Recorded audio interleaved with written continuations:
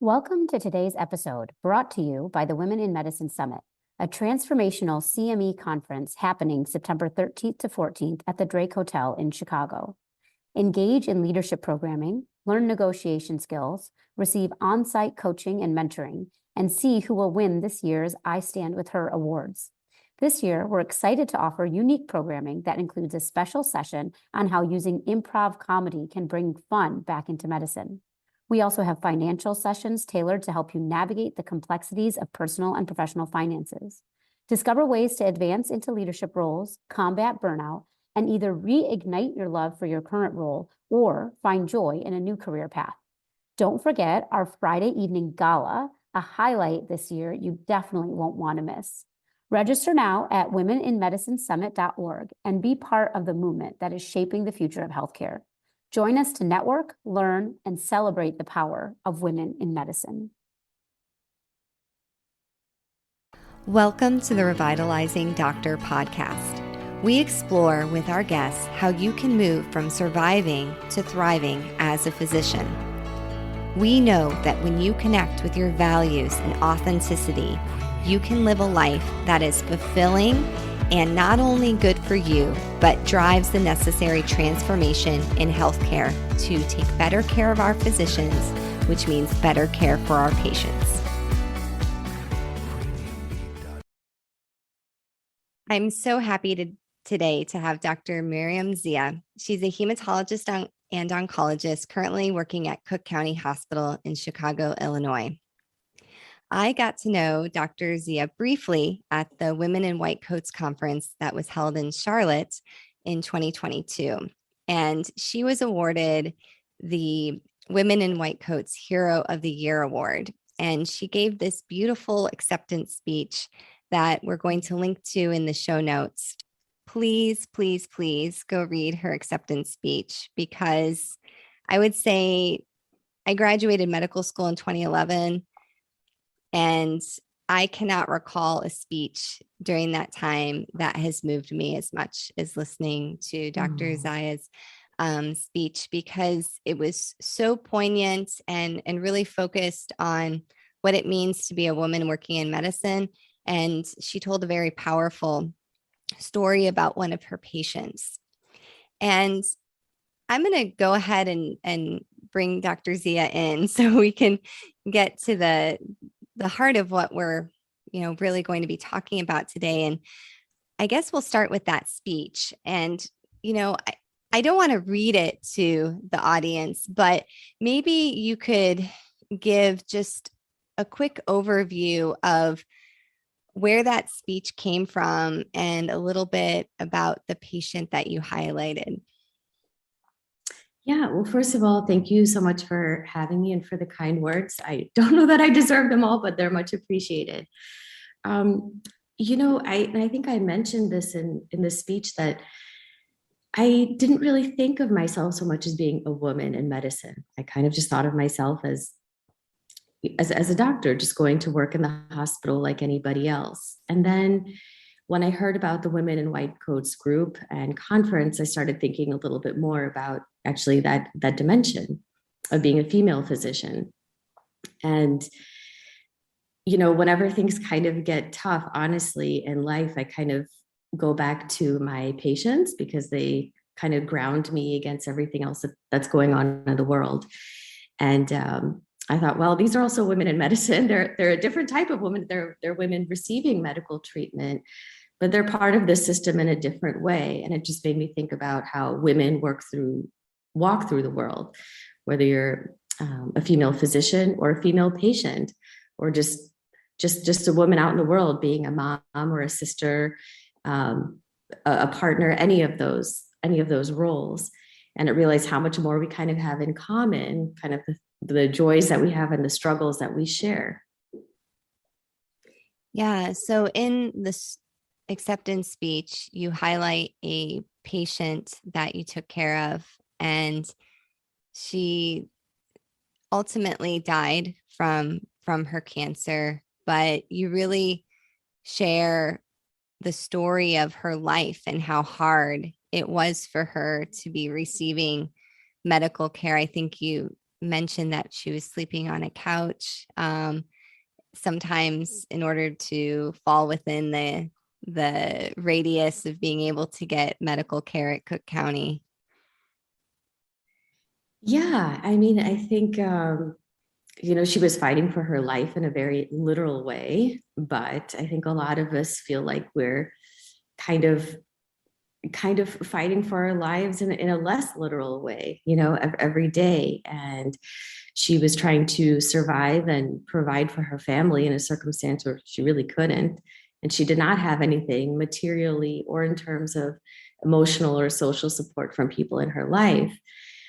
And still, at the end of the day, kind of her motivation for going were her children, were her two daughters, her kids. And I think a lot of us can kind of relate to that we kind of keep pushing forward, whether it's for our families or the people in our lives, or even our patients sometimes. That's sort of the linchpin that keeps us going, is our, I don't know if you want to call it nurturing or devotion to people, but I think that's a large part of the way women move through the world. And part of our success is kind of that drive to take care of and be there for people.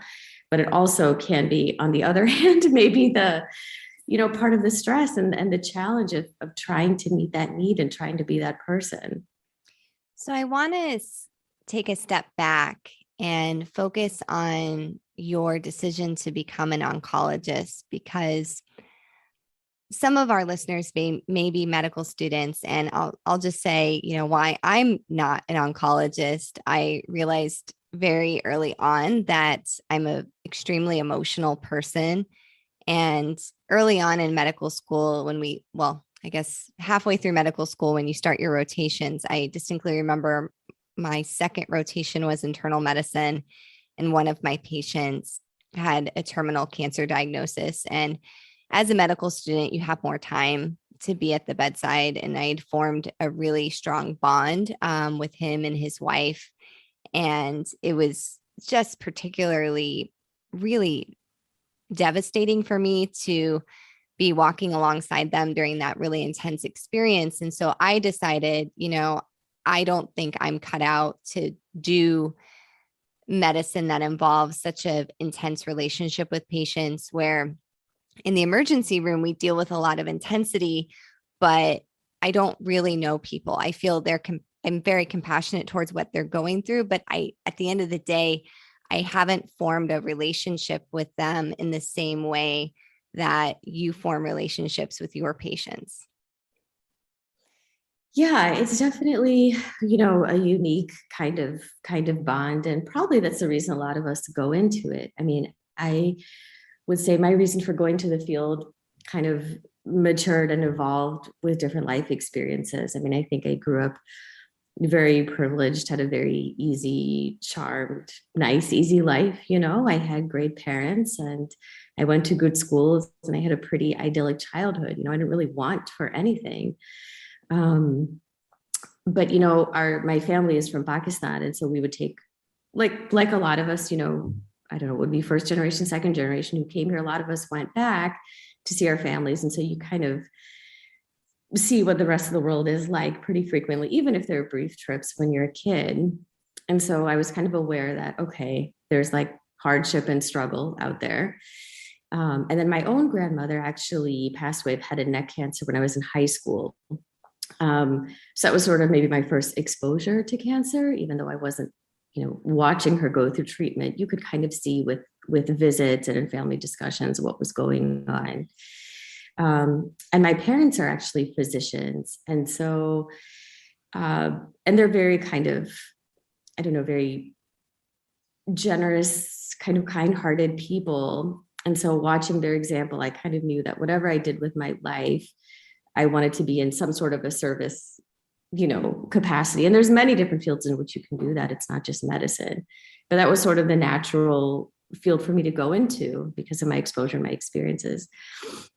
So I went to medical school and I kind of had this background of, cancer care in the back of my mind. And when I went to residency, I think my first or second month of intern year, I was on the inpatient hematology floor and I had never seen that. I didn't even know what blood disorders really were. And kind of like you, I think I had more time maybe in that first year to get to know patients. And, there were younger patients, a lot of acute leukemics were the whole age range, but some were in their 20s and not really that much different in age than me. And so you get close to people, you spend time, it's kind of eye-opening. And it is an intense experience, especially when people are in the hospital for such a long time at the beginning, 1 month, 2 months. And I liked it. So it was like, okay, well, there's cancer care. And then there's this like sort of some niche of it, which is hematologic malignancies, which are really intense and acute, but also there's a chance for cure, which unfortunately is not always the case with really advanced solid tumors. And I think, like you, I can be a very like emotional person, and I kind of thrive on deep personal relationships, which can be challenging sometimes for certain in this field. But that is a part of what drew me. What drew me to it was, having bonds and relationships. And I would say that probably still is the thing that carries me forward. I think it was only later did I really start to develop an appreciation for the science behind it and really be like, oh, blood is cool, and cancer genetics and things, and get into the science of it. But truthfully, that wasn't the impetus at the beginning. It was more the human aspect. And then later, kind of really the hard science behind it kind of started to pique my interest much more. So now it's kind of a good mix. Stay tuned. We'll be right back. Are you a physician mom with school-aged children feeling utterly exhausted? My friend Dr. Sheeta Shaffi invites you to take a little time this summer to join her in a small, intimate group for meaningful conversations. Dr. Shaffi is an emergency physician, coach, and mom to 8-year-old twins. She understands firsthand what you're going through. This isn't a pizza party or a yoga class. You'll meet for 2 one-hour sessions twice a month starting in July to help you move out of exhaustion, let go of mom guilt, and live a life you're not only proud of, but can truly enjoy. Connect with her on LinkedIn or Instagram at Sheeta Shaffi to learn more. Sheeta is spelled Shideh, and Shaffi is spelled Shafie. You can also check the show notes for a link so you can connect with her there as well. I think it's really interesting to think about, who were our mentors and who we looked up to as we were going into medical school and beyond. And medicine is still, at least in leadership roles, male dominated. We now have 50-50 matriculation into medical schools of men and women. But a lot of the people that were the teachers and mentors during medical school and residency were men. And, I do think on average, women and men process emotions differently and show emotions differently, and our responses are viewed differently. And so what I'm trying to get at is one of the most helpful things that a physician said to me regarding sad things happening to patients was, it was actually a perinatalogist, and her name was Dr. Paula Mahone. And she actually delivered the McCoy septuplets. That was a big deal back in I don't know what year that would have been. I think in middle school or something. So I wrote a letter to her and I said, I want to be a doctor. And could I shadow you for a day? And she actually responded back, and I got to shadow her. And being a perinatalogist, she's dealing with women that are going through often, well, by definition, if they're seeing her, there's something going wrong with the pregnancy. There's some difficulty. Yeah. So I asked her this question many, many years ago. I said, what do you do when, you have to deliver a baby that's dying, or, is going to die right afterwards? And she said, sometimes I cry as a delivery is happening. And it was so eye-opening to me, because I was like, wait a minute, a doctor could cry with their patient? And she was like, yeah, sometimes I do. And I'm just wondering if part of your success for being able to form these bonds is that you're able to feel those emotions and move through them. How does that land when you hear that? Yeah. Well, first of all, I wanted to say that your job and her job are way harder than mine. I could never do what either of you do, really, like technically and intensity wise, I could never do how hard of a job that you both do. But yeah, I think like being able to connect with patients, like a lot of things, it can be a strength, but I think it just depends how you harness it. So sometimes I feel like if I'm feeling something about a patient, even if it's not medical, it's just their life story is very difficult. They don't have people in their corner. They're having financial problems. I think I kind of go into fix it mode, and it's like, okay, let's have you meet with a financial counselor. Let's apply for some grants. Let's do this, because I feel like I need to kind of, I don't want to say control my sadness. That doesn't sound right, but I need to be the person this patient needs me to be, and kind of get them to the resources they need. But then, in other moments, like I'll share something, if they tell me that they're having a hard time struggling with something, if I've had a similar life experience, I'll share it with them. And they'll say, oh, I am struggling caring for an aging parent or something like that. And I'll say, yeah, I know what that's like. And, you can just kind of connect as people, and they can tell. I think, people can tell when you're listening. People can tell if you kind of feel what they're putting out. And I think you're right. We've sort of been trained to kind of like have a blank canvas, and not let other people see how we feel. And this reminds me of something I think maybe a month or so ago with the war in Ukraine. I think there was an interpreter who went on television and was crying as they were interpreting. And it was sort of a similar thing that as a journalist, you think of like, okay, I'm just supposed to report on or an interpreter, like report on what the journalist is saying and kind of keep it very objective. But it was an overwhelming situation, and they're people at the end of the day too. So yeah, I think that we do feel for our patients, and we do share where we are with them, and that I think they can tell, they can feel when that's sincerely being kind of experienced by everybody in the situation. And yeah, I think we try to strike a balance, and I think you can see it with trainees, particularly at the beginning when it's really overwhelming, when they lose their first patient, and there's a lot of guilt, and people will say, oh, I should have done this and this. And over time, I don't think it's that people become cold or callous or detached, but we have to find a way to sort of go on, because there's another patient right after that one that needs you. And so it's like we take that moment, and you kind of, you feel what you feel, and you talk, and you give all the space that you need for that. And for some patients, it'll be longer. And then in the end, that kind of just becomes like a cherished memory, like the hell that we went through with that patient was like a year and a half. And there were definitely some struggles and some tussles and moments in there.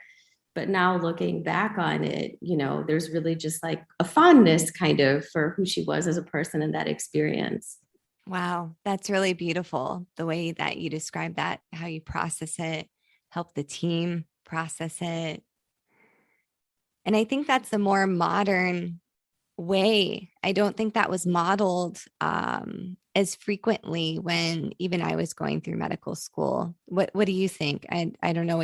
I guess I have your bio to check the year, but no, I think that's true. I mean, I think and this probably goes even just beyond patients. I think people like to think of physicians as a certain way, and patients might be vulnerable, and they want their physician to instill some confidence in them, if they're doubting the situation that they're going through and they feel kind of scared. And it's kind of like, sometimes I even refer to a kid and I'm like, where's the adult in the room? You want someone to kind of, say we have a plan and this is what we're going to do and it's going to be okay and we got this. And, so I think sometimes patients are looking for that.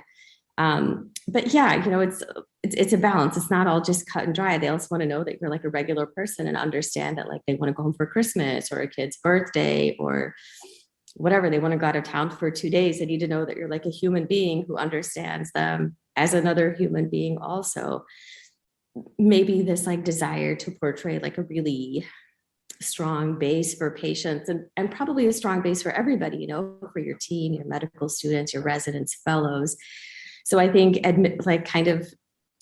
infusing some of the human part of that is like slowly trickling into medicine. People I think share more about their doubts or insecurities or when things go wrong, maybe more than they used to. But it's still kind of in flux. And so I think even just admitting when things aren't clear, telling to a patient, I don't know how this is going to turn out. We're going to try our very best, but and we're always going to hope for the best, but we don't know. And kind of admitting that uncertainty even to your team, in as much as you can provide like comfort and solace to someone struggling, but also make room for like some of that vulnerability and uncertainty that we all know is there, whether or not we say it out loud. Maybe it wasn't always there in medicine, Yeah. Just kind of like allowing space for some of that uncertainty, I suppose. Are you thinking about making a career transition? Perhaps you've been looking at a non-clinical role, or you're ready for a leadership position, or you still want to stay in clinical medicine, but you want your nights and weekends off. There's a lot of different options, and here at Revitalize, we want to make sure your next choice is your best choice. Our formula involves looking at your values, your boundaries, and your priorities, and we don't think you should go at this alone. This fall, we're offering our mini mastermind program on career transitions. We're going to meet September 7th, 21st, October 5th, 26th, and November 2nd, virtually. Our mastermind program will have you in a group with other like-minded women physicians also pondering these very questions. And through individual and group work, you will make the right decision for you right now. If you're interested, please send us an email at revitalizemm.info@gmail.com. The MM stands for mastermind, so that's revitalizemm.info@gmail.com. We're also looking forward to hosting our August Revitalize Room, which we like to call Rev Rooms for short. You can join us free Tuesday, August 30th at 10 a.m. Pacific, 1 p.m. Eastern Time, virtually. We do need you to register for that, and it's the same email, revitalizemm.info@gmail.com, and these are free women physician professional development sessions. We look forward to seeing you there. And now back to our episode with Dr. Zia. The ability to embrace that uncertainty and vocalize it has become so much easier for me in the mid-career space. I think there was an artificial pressure early on, or in residency, you're constantly in medical school, you're hustling for worthiness, I think would be a phrase that Brene Brown's work would apply to, that you're hustling, that everything, that you're ready when the questions come during rounds, and that, you want to be knowledgeable in front of your patients. And then I also think, what I noticed, and I went to a very male dominated residency, is I wanted to be viewed as credible and the one that, did have the answers. So I was really concerned about showing uncertainty or expressing that, where now at work all the time, I'm like, I don't know that. Let's look it up. Let's find out. Or with patients, like, this is a really unusual situation, and there's not one specific right thing to do. If there was, I would 100% tell you it, but there actually isn't in this situation. Yeah.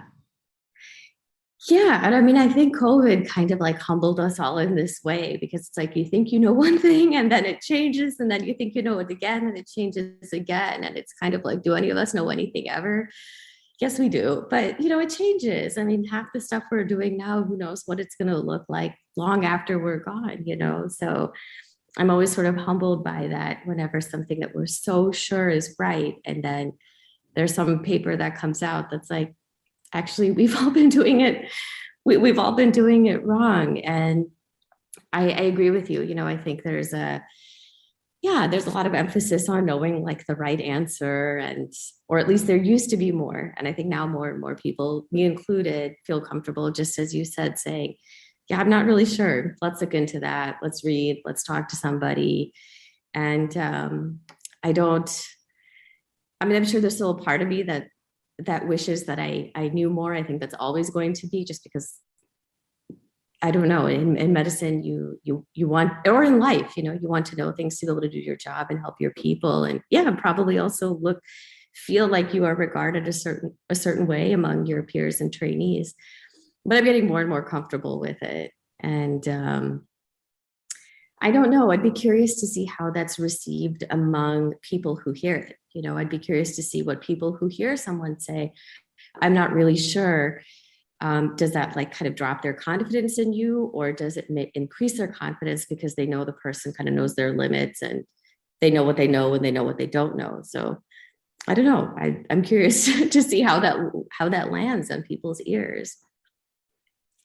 Yeah. I mean, I think most of the time when it's framed the right way, I've seen patients really like it and respond to Mhm. it. Although I will say there's certain situations, just because of how stressed the person is. Sometimes I also think there's, just cultural Mhm. things that are different that somebody is used to when they've gone to a doctor in another country, being told what would happen. And so when you open up that shared decision making and showing like how much ambiguity there actually is, some people just aren't ready for that. And then they're very frustrated. So I want to pivot and talk about your experience working at county. I have some insight since I worked at LA County for a couple of years, and there is a lot of corollaries in my experience working at a military hospital with this shared sense of purpose and mission. Yeah, um, again, I think a lot of this goes back to my kind of childhood and upbringing, which was very, very cushy, but also that awareness of how not cushy most people's lives are, in this country and outside of it. And I think my medical education was at University of Missouri, which is a state school. So I kind of was always in the public sector. So I went to state medical school, and then I did my training at a state hospital, University of Illinois, which is not a county hospital, but it does serve a pretty underserved population in the city as well. And so I was always kind of exposed to sort of people who were struggling, socioeconomically and with literacy and all kinds of access to care. And I kind of chose that for that reason, both because those are the people I thought really needed a lot of help. Not that anybody, my God, anybody who's struggling with cancer needs help, but and also because it was a good training experience, to see that kind of pathology. And when I graduated fellowship, I went to University of Kentucky, and I worked there for 2 years in Lexington, which is a big, university hospital. And like you said, they don't have county hospitals everywhere. So if there were sort of underinsured or uninsured patients, they would go to the university hospital because that was sort of the only, large tertiary care center in the city. And then about 2 years into my job, one of my old mentors, whom I had kept in contact with via email, just wrote me and said, hey, I know you really like living in Chicago, and you had maybe wanted to stay in the city for a job. There's an opening. Somebody had kind of retired. And so see if you want to apply for the job. So I said, okay, I'll apply. And in a lot of ways, it was a dream job, because I got to kind of see the patients that I wanted to see. I got to do kind of hematology exclusively instead of doing solid tumor, which is kind of a lot, to do benign heme, malignant heme, and solid tumor. And I got to be back in the city, which I had a very good experience with before in my 6 years. But really, it was the job. I got to see patients who really needed help, and there was not, there really is nowhere else in the city that they could go. And I think it's made me a sharper physician also in the sense that, unfortunately, by virtue of the fact that a lot of people come in sort of late stage, can be sort of advanced, but they come from all walks of life, all over the planet. I've gotten to see and learn a lot more, and kind of sharpen my skills and exposure to different disease states. And, I always tell people, like, working at county is exactly what you think it is. Like, if you think we have the best patients in the world and they're like extremely appreciative and it's a good relationship and you see all kinds of cool and crazy things and you learn a lot, you're right. And if you think it can be frustrating and kind of demoralizing at times and tiring, you're also right. So it is both of those things. And I think patients really are the one reason people come and the one reason people stay. I think anybody will tell you that the pay is what it is. The benefits are good. We'll see, how the pension fund goes, but that's really the reason people stay. And I think maybe some of that could also be said about like VA jobs, another government public sector type of field. And it is frustrating, as you say, that, the demographic that you think probably needs the most support is the one that has the least of it. When I was working at Kentucky, it was a beautiful cancer center. We had like art therapy and music therapy and like massage and, all the things that a cancer patient would help, need to help and get through and support. And we do the best we can. And I'm proud of the care that we provide and what we're able to do with our limited resources. But it's, it just doesn't meet all the needs in the way we would all love for it to. Yeah. I remember the first job I took after leaving county, which was also leaving the Navy. My job in the Navy was at county, was a university system in which, very common to most university systems, there's a really affluent community that's served, and then usually a location in a less affluent part of town. In the affluent part of town, the hospital was just out of this world. I mean, honestly, it looked like a hotel that you would pay $1,000 or more a night for. And after coming from county, it was really hard for me to walk through the doors and see the opulence of this hospital that was in the same geographic area of county. Mm-hmm. And, sometimes I think like if we added up all the money spent on hospital lobbies across the United States with their waterfalls and grand pianos and, all of that, what could we do with that money to help more patients? So on the flip side, as a patient, sure, I probably go to a hospital like that. And that's something I have to sit with. But it is very hard to deal with that extreme disparity that we see within our healthcare system. Yeah. I mean, I think, it's like, honestly, it's like kind of those, I don't know, you see them on cars, right? When they say like who rescued whom or whatever, when they talk about adoption. And I feel like everybody thinks, oh, working at county is helping all these people. But in reality, like they're helping us, because you can't be around people that are going through real stuff and feel too sorry for yourself.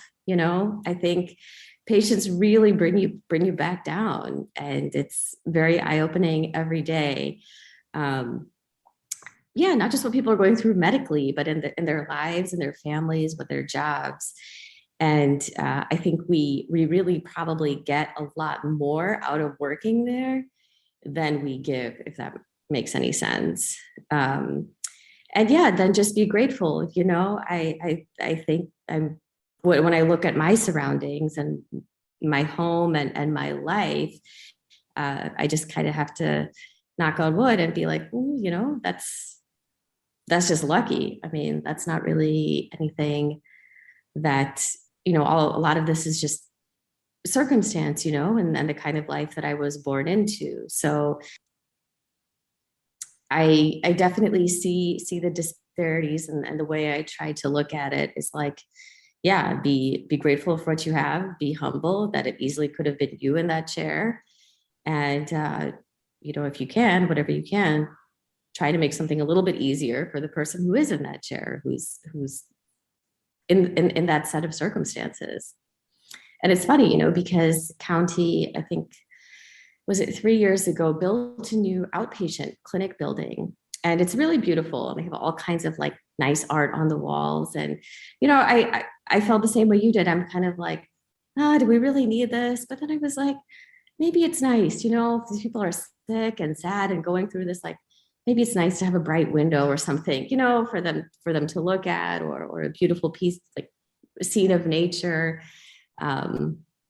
So maybe that's the hospital's way of bringing some of that back to, for bringing that back to patients. Yeah, absolutely. Some of that like exterior kind of thing that, can kind of make you feel a certain way inside. Yeah, I can't remember what I was listening to just a couple days ago, that there's actually some research that patients that have a view, and it doesn't have to be like a crazy, amazing view, but just having the view of something involving nature, even a tree, actually was associated with like improved outcomes. I don't remember specifically what the outcomes were. So I believe it. I think my outcomes are better when I'm around a tree. Yeah, absolutely.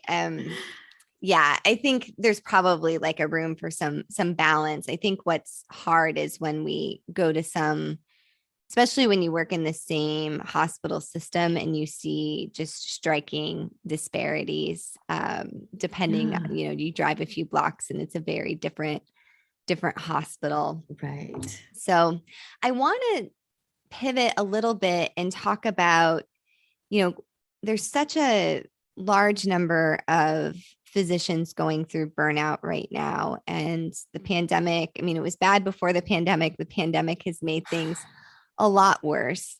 And like you were saying, county is everything, right? It's the best patient populations, fascinating pathology, colleagues dedicated to serving this community, and it can be very uplifting and invigorating place to work. But I promise you, there's people walking through the hallways of county, just like any other place, that are also burned out and tired.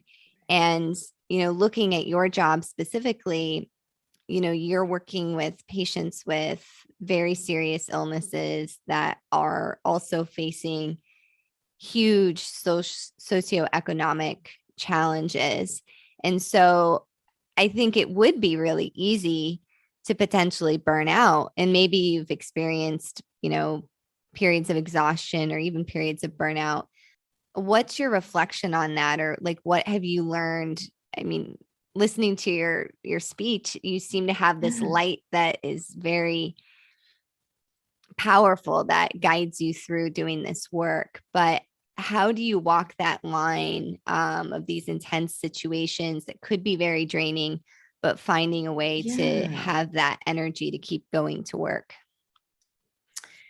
I think it comes and goes, from time to time, there'll be sort of a lull and things will feel kind of quiet and manageable, and I'm not so spazzy and stressed out. And then sometimes I'll be on inpatient and in clinic, and, you feel like you're kind of constantly playing catch up. And I think it's specifically with hematology at county, I think it's sort of like the perfect storm for burnout, in the sense that because the patients are so sick, and I think a lot of us are like very type A and sort of like overprotective and micromanaging of our patients, and we're sort of in a system that is not that way. It's not a system that's designed to kind of like be like sort of laser focused on everything that's happening with the patient all the time. So like you assume a lot of that, because in a place where the system is different and you have multiple eyes on patients and things move at a certain pace, you can kind of take a step back. But if the system is the way that it is, you sort of take that on yourself to like make sure the lab gets sent, make sure the label is on right, like do a lot of these things kind of down to the T. And so that can be a recipe for burnout. The patient volume is high, but it's also high in a lot of places. So I'm not sure that alone is the reason for burnout. And I think the frustration with, just not getting patients the things you want them to have or you think they need. So I think recognition is key. So I think like there are people in my life that will be like, you're getting a little like irritable. You're like getting a little impatient and realizing like, okay, I'm kind of in that state. I think that's the first step, is sort of recognizing that like, okay, maybe I am a little too busy right now. Maybe things are a little hard right now. Because I think sometimes we don't even know it. I think sometimes we just think it's normal to just kind of, keep existing in that loop. And it feels so natural and normal after a while that either for somebody else or you yourself just start to recognize like, okay, I'm getting a little tired, or I don't know, getting a little punchy or something like that. That's probably the first step. And then you can do something about it. And so I think what I do is probably not that much different than anybody else. I think some of it is just like rest, like you need a period where you're not working, where you're not busy. And for me, it's hard, but sometimes that means just like really taking a break from screens and computers and phones and emails, and learning to live with the disappointment that people may not be able to reach me. But I need a time in my life where there's a lower level of stimulation after like running at a high octane kind of level for a while. And then something recently that I learned is sort of doing something active or fun. I was kind of the person in residency that after a 30-hour call, I was like, I'm just going to sleep for the rest of the afternoon until the next day at work. And my roommate would always say, well, I want to sleep for a little bit and then I want to do something fun. I want to watch a movie or something. And so she kind of also made sure that there was also something energizing to her life. It wasn't just like work and naps. And I didn't really start to kind of embrace that until recently, that it's like, okay, I need time to like really let my brain and body rest. And then I need to do something that also feeds my soul, go for a hike, meet up with a friend, do something somewhat active that also kind of like refills your cup, Yeah, I think I probably experience burnout periodically from time to time. And that would be the key, is sort of recognizing it. And then, one thing I know you talked a lot about is boundaries. And that probably is the one thing, to recognizing it is when it's already happened, but the boundaries is probably key to like preventing it or minimizing it, I guess, to the best you can in the first place. And, I know a lot of people these days are talking about self-compassion, but it's true. Like, give yourself a break. And I said this at Women in White Coats. It doesn't mean like, letting yourself off the hook and not having accountability, but kind of like, don't be as hard on yourself, because the way we are with other people is certainly not that hard. I think we extend quite a bit of courtesy to other people and understanding. So, turn off your phone, tell people when you're available, when you're not available, how you want to manage emails, meetings. It's a moving target. I don't think it's the same for all of us, or even the same at different points in time. Some days you may feel like you want to take on more, and other moments in your career, you may kind of want to be a little bit more quiet. And then let people think what they think, and be okay with whatever that may be, and kind of find your inner sort of like priorities and values, which will shift over time. Everybody's life circumstances do, but give yourself a break for whatever you need. Well said. Well, this has been such a joy having you on the pod. I'd like to move into some of our closing questions. Sure. What do you like to do for fun? You live in beautiful Chicago. You know what? I'm such a boring person, honestly. I mean, I like to spend time with my boyfriend, with our dog. I try to make trips home to St. Louis as much as I can to see my parents who are still living there.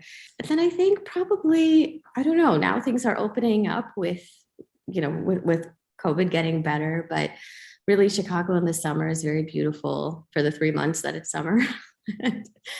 So, just getting outside, really just going to the lake or the river, going out hiking, cooking, trying new food, watching TV, watching movies, reading, reading anything. I mean, I feel like I'm the recipient of so many good articles and things that people send me. They'll send me a podcast or send me newspaper articles. So I feel like I'm always catching up on the good things people share with me.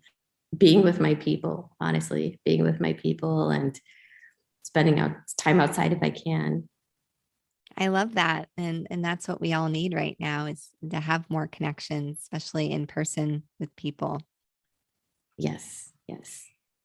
So a question I've been asking everyone this season is, we're moving through a really challenging time in the world and in medicine. It's not lost on me that you're in Chicago, and what just happened in Highland, and frankly, what happens every week in Chicago, that there, certainly is a lot of firearm injuries, similar to many cities and places in the United States. And, it's just a hard time right now. I think, we're all moving through the Roe decision and everything else going on right now. What is your advice for people that are just feeling really overwhelmed and stressed, and maybe they're feeling some burnout as they're driving into their shift right now, listening to us talking? What message would you send to them for this challenging moment in history? Again, I always go back to my patients. I think sometimes people say like, oh my God, your job must be so depressing and people are like struggling and it's like, it's doom and gloom and everyone's dying. And I have to tell them it's really not. It truly is not, because you really get to see sort of this resilience in people, and you get to see all these qualities that you wouldn't think, that people would, people would exhibit during tough times, during the most difficult time in their life, which is for all of us probably confronting mortality, which is like the big question, behind all the other questions. And I really, I find it inspiring, and I admire kind of how people move through their tough situations. And it really makes me think of how much people can do more than they think they can. At the beginning, people always say, oh my God, I could never do it. This is catastrophic. And then 6 months later, it's like, well, you did do it, and you're still here. And nobody can see that at the beginning. And so, there's this idea that this too shall pass, and I think things, the chain of progress is kind of up and down, but things overall in societies move in the direction of progress with some ups and downs. And I think, there can be a feeling of sort of helplessness or hopelessness with current situations or outcomes. And so I guess, I don't know. I don't know much about Buddhism, but I think this is kind of one of the tenets, is to sort of, accepting sounds bad, but sort of like, to an extent, accepting what is happening. I have this condition. This is, the political climate or whatnot of the country at this time. And then sort of just commit to a plan of action or define your values. Like, okay, well, this is what's happening, but this matters to me. So this is what I'm going to do about it. And maybe the outcome won't be any one particular thing, but in my space, in my life, with my time and my resources, I'm going to do this because this matters to me. And that's all any of us can do, right? I mean, even with me, I can't really promise anybody any one outcome, but I can just do the best I can with whatever resources we have. And so, I think when there's something upsetting on the news, and the loop is played back over and over again, and it can instill that feeling of like helplessness and doom. And I think action is one way to kind of combat that, that feeling of just like we're stuck in this place. And just remember that throughout all of history and all different nations and all the things people have gone through and what they've been able to make it out of, even if you couldn't see it in that moment. And we will too. I think at the beginning of COVID, that was probably inconceivable also, that, it felt so scary and so bad and so uncertain. But yeah, to have some hope and some faith that things move along, and perhaps identify a way that you could do something, so you could feel part of something, to move the needle a little bit, and move the needle a little bit in the right direction. And that might, give a good feeling that there's something you can do about it. And, just counter blessings. I think there's a lot of work to be done in the world. And we'll just keep working at it and hugging our loved ones and trying to keep our feet on the ground. Yeah, I think what you said is absolutely spot on and beautiful. And it brings to mind this idea of focusing on what is in your control. You may not be able, with the swipe of a pen, change a law that you don't agree with, or, create healthcare for everyone. But you do have influence and agency in your workplaces. And as much as they're trying to make physicians feel like we no longer have agency over our practice, we actually do. And the episode that came out this week was with Ariane Nachat. And she says, these hospitals really can't work without physicians. They honestly can't. And so it's a good reminder that, we have more agency than we often claim. So yeah, I think it's a good way to end the episode, is really a call to action to, within your own circle of influence, your clinic, your emergency department, your home, your neighborhood, whatever that is, that, pick one small thing that gives you that agency back, that you're doing something and moving the needle. Because it sounds trite, but if we all did that, it would be a better world. It's true. What is the old slogan? It's like, think globally, act locally, like hyper local, like what can you do in your house? What can you do in your neighborhood? That kind of thing. Oh, I love this. Well, we always ask at the end of each episode, is there any way our listeners can connect with you? Do you have a website or social media presence? You know what? I am like, I'm like a Luddite. I'm from the Stone Age. I don't have any social media presence, but I'm happy to share my email address. If people ever want to reach out to me, I guess that would be the equivalent of a DM, right? Yeah. Well, let's leave it this way. I honestly admire and respect that you aren't on social media all the time, and it can be, a negative. If we have a medical student or a fellow physician that wants to reach out to Dr. Zia, shoot us an email at Revitalize. Thanks for listening to the Revitalizing Doctor podcast. This podcast is brought to you by Revitalize Women Physician Circle, founded by Dr. Linda Lawrence and Dr. Andrea Austin, your host. You can connect with us on our website at www.peoplealwayshcc.com/revitalize. You can tweet at us at Revitalize Women, and please connect with us on LinkedIn at Revitalize Women Physician Circle. We look forward to helping you go from surviving to thriving.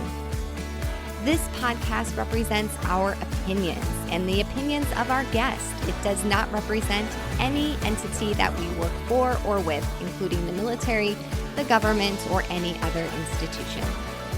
Thanks for listening, and we'll see you again soon.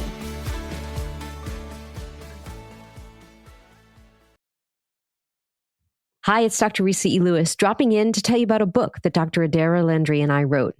It's called Microskills, Small Actions, Big Impact. It's a business self-help book coming in 2024 by HarperCollins. Pre-order now. Microskills, Small Actions, Big Impact, wherever you buy your books.